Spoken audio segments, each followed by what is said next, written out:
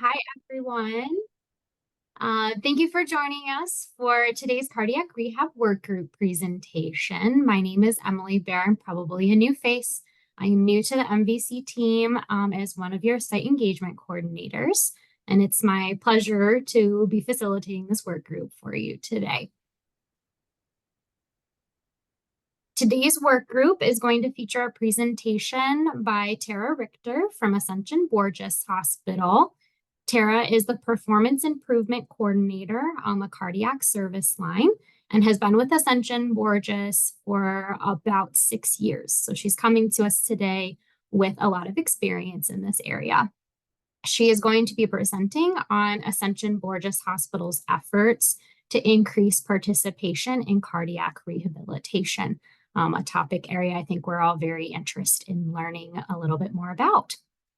But before I turn things over to Tara, there are a couple of housekeeping items I wanted to review. First, this work group session is being recorded. You might have noticed that. Turn on. And that means the slides and the recording will be made available to you following the conclusion of the work group. Give us about a couple hours following this to get all of that spliced together. Next, we will be holding questions until the conclusion of the presentation, but feel free to add questions into the chat as they come up throughout the presentation. And then we will have a designated live Q&A session at the end of Tara's presentation. Lastly, your feedback is very important to us. At the conclusion of the presentation, we will provide you with a link to the post-work group survey, and we would greatly appreciate you complete that. As a reminder, for hospitals participating in P4P, completion of that survey is mandatory to receive credit for your participation with today's work group. And with that, I'm going to pass the torch over to Tara for her presentation. Let me stop sharing so Tara can take over. Hello, everyone. All right.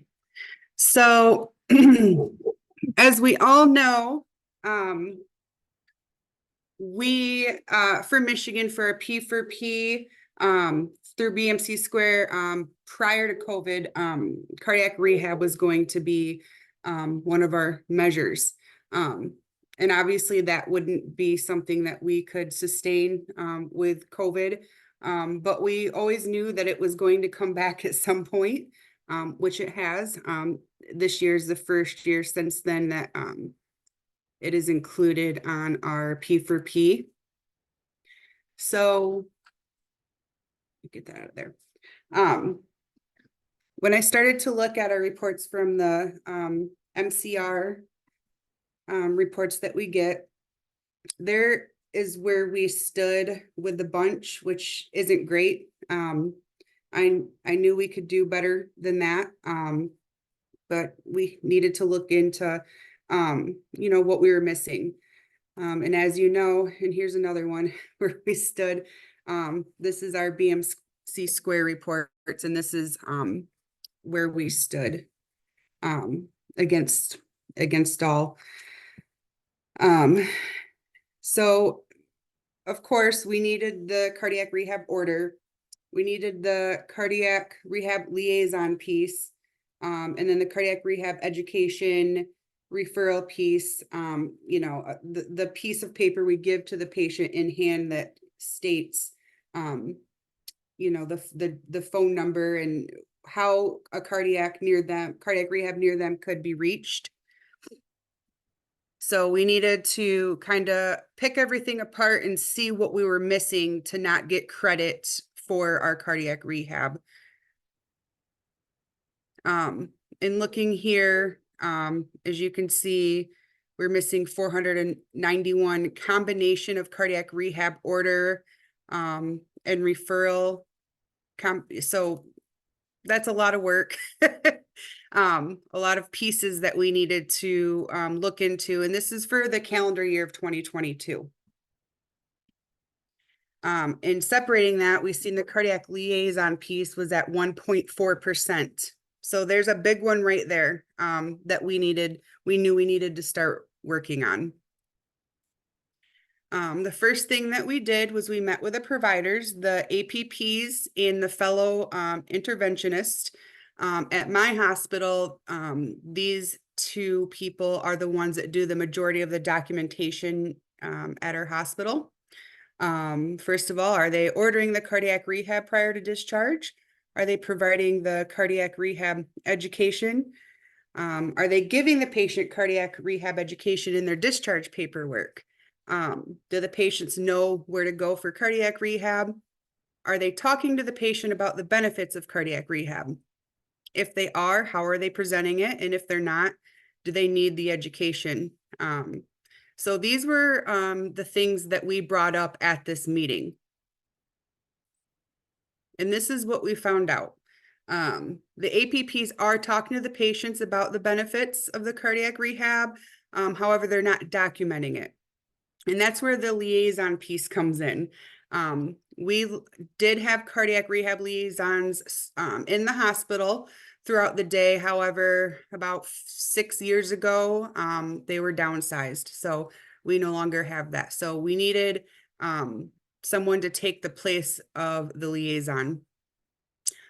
Patients are not always discharged by our cardiac services. So they are discharged by our hospitalists. So that's, you know, a group of patients that aren't going to be spoken to about cardiac rehab at all. APPs do not create a discharge summary for patients who are discharged same day. So that was kind of an issue just because that's one of the things we're working on is same day discharge as well. So they're not making a note for this patient. So we won't have any proof that they were spoken to. And then APPs, of course, state they don't have time to document about the face-to-face conversation that they had with the patient regarding cardiac rehab. That was one of the negatives that we got out of this meeting. There's so many education pieces available in our EMR that APPs didn't know which one was the correct one. So I'm sure that a lot of you, especially for those that have Cerner, you can go in the education and there's just tons and tons of stuff in there. Sometimes the providers forget to check the cardiac rehab referral box in the discharge phase. So that was an issue too. And then the APPs asked if the nurses who discharged a patient could provide the cardiac rehab education. So we came out of this meeting with this information, and then we needed to kind of just figure out what to do with the information that we received from them. So our next steps was to meet with our EMR IT team. I wanted to do the easiest thing first and ask what systemic changes we could make in the EMR to lessen the burden for our providers, but also make meaningful progress towards the rehab goals. Meet with the hospitalist team, ask them if they're willing to work with the patients and speak to them about the benefits of cardiac rehab. We also met with the reps from the Michigan Cardiac Rehab Network. After we fix our systemic issues, what extra steps can we take to boost the rehab participation? And then circle back to our providers and update them on the changes that we made and what our expectations are moving forward. So the meeting with the EMR team, what we did was we had them pre-check the cardiac rehab order in the discharge order sets. So all patients discharged from cardiology will automatically have this order pre-checked. If they do not want it for whatever reason, they will need to uncheck it. We created a smart phrase to add to the provider templates for the liaison requirements. You know, this was just an example of what we put in there, but, you know, we provided several examples that they could pick from. And also what was nice is our cardiac IT person, you know, said, I'll have a separate meeting with you and I'll teach you how to do it. And, you know, or I can make it in myself and you can add it to yours. But she did provide her time to show them how to do that in case they didn't know how to do it. And we also built a custom cardiac rehab education piece to add to the discharge paperwork that would be sent home with the patient. And here's just a snip of what it looks like. You know, you bring it up and it has the word custom. So we thought, well, that's easy for them to remember. It says custom after it. At the very top of this education, we added, you were referred to phase 2 cardiac rehab, and then the phone number. So that right there covered our third requirement of the in-hand paper given to the patient at discharge. But also, this also triggers our cardiac rehab department. As soon as this happens in their discharge, they get a little paper that automatically prints out on their end, so they know to contact the patient. But regardless, if they don't live anywhere near our cardiac rehab, our personnel are really great. We have a manager that's just really, really good, Vicky, that makes sure that everybody is sent somewhere that's closest to them, that's more convenient for them. They don't need to attend our cardiac rehab. Met with a hospitalist team, and of course, they said they would rather not talk to our patients about cardiac rehab, because if they do this for us, they'll have to do this for everyone. Not cardiac rehab perhaps, but whatever other entities need them to do for maybe their P4P or VBR. So that was taken off right away. When we spoke to the Cardiac Rehab Network, well, and of course, their website is available to everyone. You can download the free cardiac rehab information sheet and place into the rooms. And also, it's really nice. You can put your own hospital information on there if you want to, and make them personal to you. But we spoke to them about creating an unbranded patient-facing video that contains cardiac rehab patients with real cardiac rehab equipment. In the video, I have a link and a QR code posted in the exam rooms and the cardiac hospital rooms. And they are saying that the completion projection time is the end of this summer. We did ask for it to not be branded, that way anybody can use it, but we're really excited to see what happens with that. So back to the beginning, meeting with our providers, just to make the loop around, added the SMART phrase to their favorite template. Fellows are expected to talk to the patient about the cardiac rehab as well. And they've also added a SMART phrase to their operative reports. And this will fill in the gap for the patient who are discharged same day. We notified the providers of the new custom cardiac rehab education that needs to be added to every chart. In the event that the physician feels that the patient is not a candidate for cardiac rehab, it needs to be documented in the operative note along with the reasons, data that we get from MVC. So that should be soon here, but we're looking forward to looking at that number because we're really excited about it. And then this is Q1 of this year.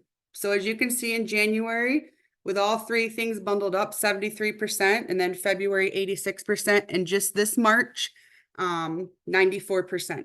So, you know, little at a time, but we're getting there. We haven't seen 90 anything percent in a long time, in years. So we're pretty excited and we're pretty proud of what we've done so far. And that is it for me. Does anybody have any questions? Thank you so much, Tara. That was wonderful. There is one while you implemented it. Yes. So I go every month into our database and I look at our fallouts. And then I go into every chart in, I wouldn't say real time, but maybe like within 3 weeks of month end. And I check and I kind of give the providers the data. Hey, we got the orders all done, but we're missing, you know, 6 liaison pieces, or or we're missing 10 cardiac rehab education pieces. So I'm able to give them an update every month. I don't think we have any other questions in the chat right now, although we'll keep monitoring that. But does anybody have any questions for Tara that they'd just like to ask out loud? Anybody's unmuting themselves. Okay.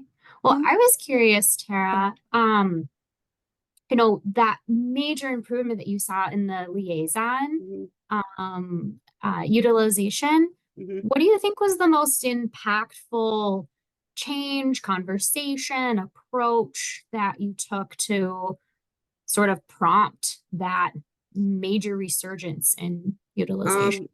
What I've found, and not just cardiac, just anything that is an ask of our providers, is just make it simple as possible.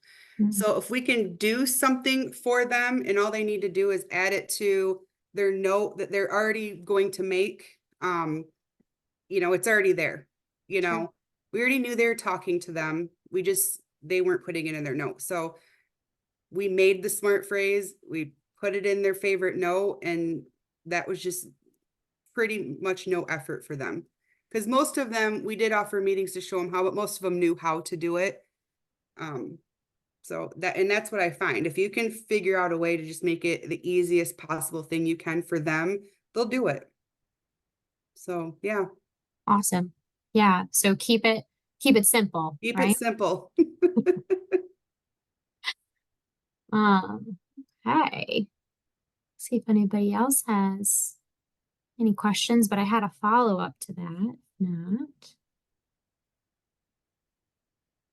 All right. I guess with that in mind, you had noted that with the order referral and education aspect of things that you were monitoring, that one of the drawbacks or maybe one of the issues was that your providers were sort of continuing to forget to include that, the education piece specifically. And I'm curious, it sounded like you put some effort into making that simple, easy.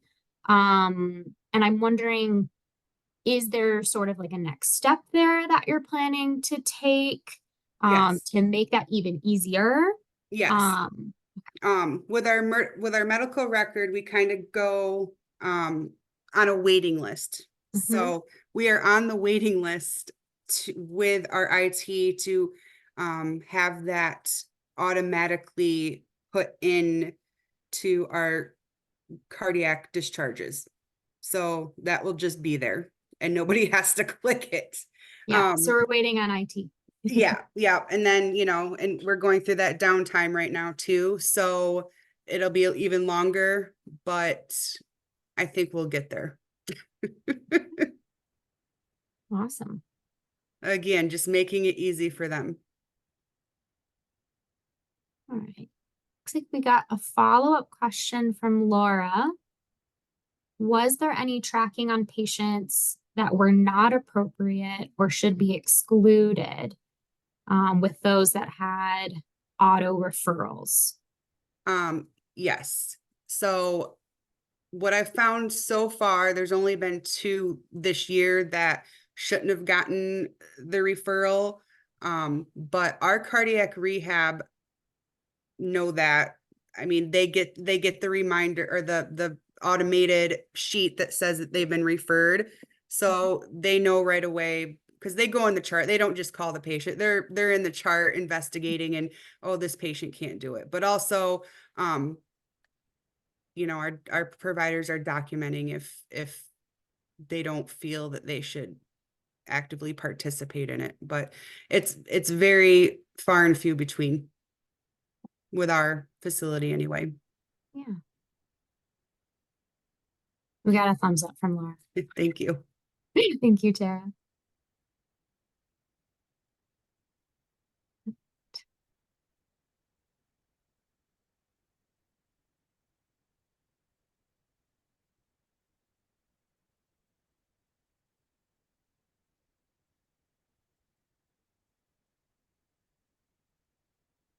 Thank you, Vicki.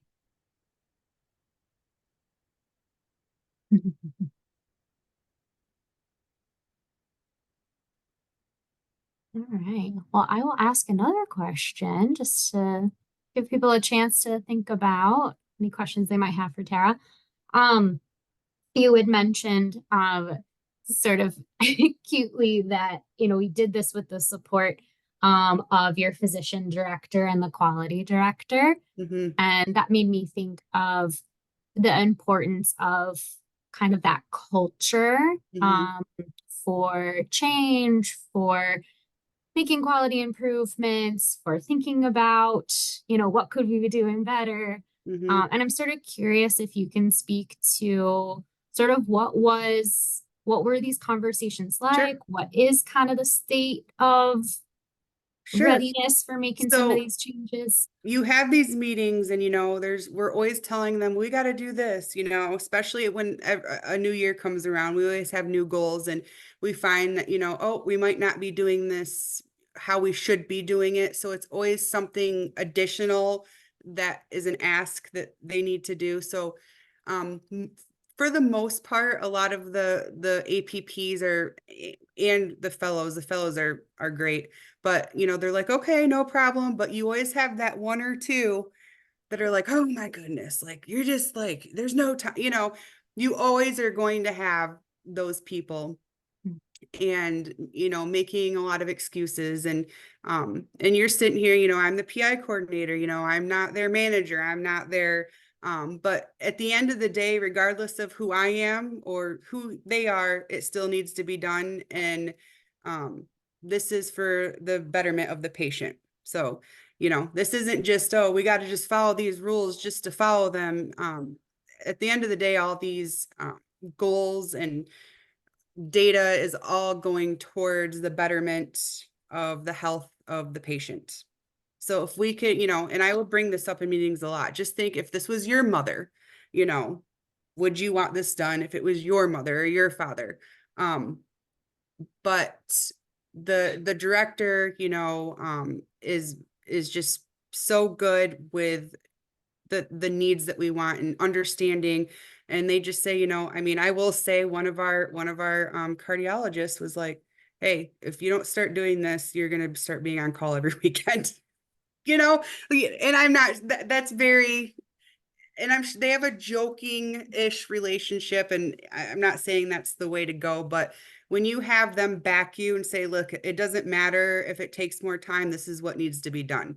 So when you have those people in place behind you, it's makes you comfortable, number one, coming to them with your needs and asks. I can't imagine not having their support. So I would recommend, maybe speaking to those kind of people at your hospital to make sure you have their backing and their support before moving forward, just so that maybe you have more confidence going into it. Great. Thank you for that, Tara. Mm-hmm.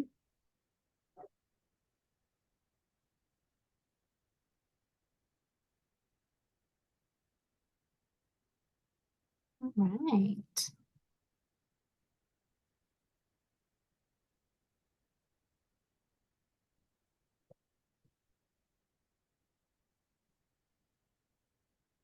All right, doesn't look like there's any other questions for us.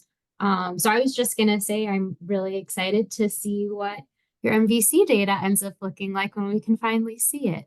Us too. And then I'm gonna share my screen and just do a couple more announcements. Let's pop this Thank up. you, everyone.